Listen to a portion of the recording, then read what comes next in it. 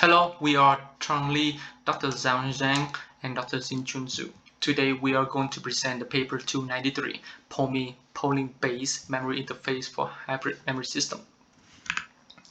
DRAM has been used as conventional memory for decades and may not catch up with the increasing demands on high bandwidth, large capacity of modern-day application. DRAM consumes on average 30% of total system energy and is a limiting factor for many server platforms.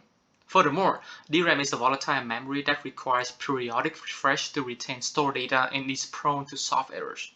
Non-volatile memory (NVM) technologies are being actively researched as the replacement for DRAM.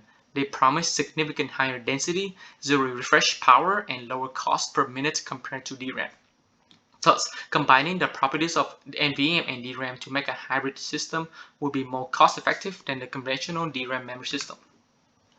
In the past couple of decades, continuous research on DRAM has improved the memory bandwidth and capacity vastly. However, the memory organization is almost unchanged. The memory controller uses a rigid memory access protocol, which is must follow to meet the timing constraint that DRAM imposes. This rigid architecture presents as an obstacle to implement new DRAM alternatives. Moreover, these emerging technologies behave very differently to DRAM and require careful management. These limitations can be partially addressed by a decoupled memory organization in the form of memory buffer. For instance, existing studies use the memory buffer to enable the deployment of NVM in addition to DRAM. They utilize buffer chip inserted at each DIMM to improve bus bandwidth and allow interoperability and reduce memory power consumption. UNIMA enables the interoperability by offloading the scheduling of device operation using a buffer chip via a token passing bus protocol. TwinLoad utilizes the buffer chip to relay the commands from the controller and to generate response data arrival time encapsulated in a mocked-up data. Out of all these schemes, UNIMA and TwinLoad are closely related to our work. We introduced polling-based memory interface, POMI, a hybrid memory architecture framework to support both DRAM and NVM technologies in one memory subsystem. It is a decoupled memory organization with the flexibility and scalability in mind. Figure 1 shows POMI design in a single memory channel organization.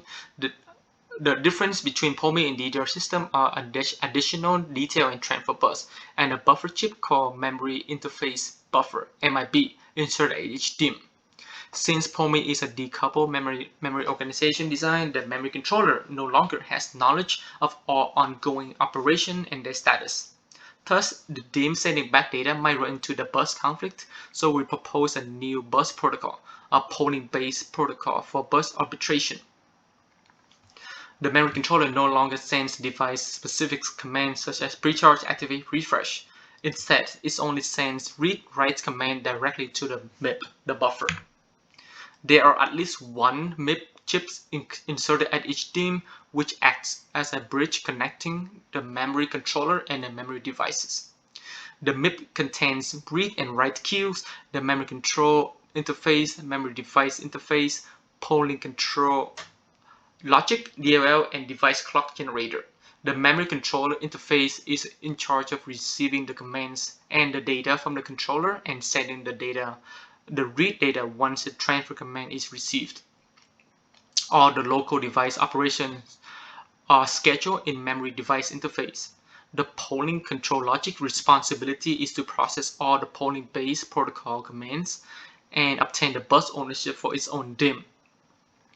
The MIB is responsible for first relaying the data transfer from the memory devices and the DDR bus, and producing the local device timing specific commands.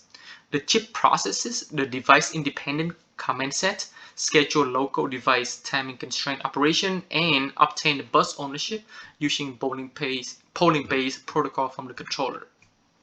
Next, we will discuss the detail of the new polling-based memory access protocol. The main command set includes read, write, and the two new commands, detail and transfer. For write requests, only a simple one-way communication is needed to complete the task, as there is no return data to be sent back from the data bus. The controller sends the write command with its address and data to the MIP, and that's the end of the communication. For read request, the controller sends out read command directly to the MIP along with the address and the data. The MIP will process the command, buffer the contents, and generates the device level operations according to its own device time constraints. Since the controller has no knowledge of the future return time of the data, a bidirectional detail transfer bus signal is added to resolve any conflict in communication.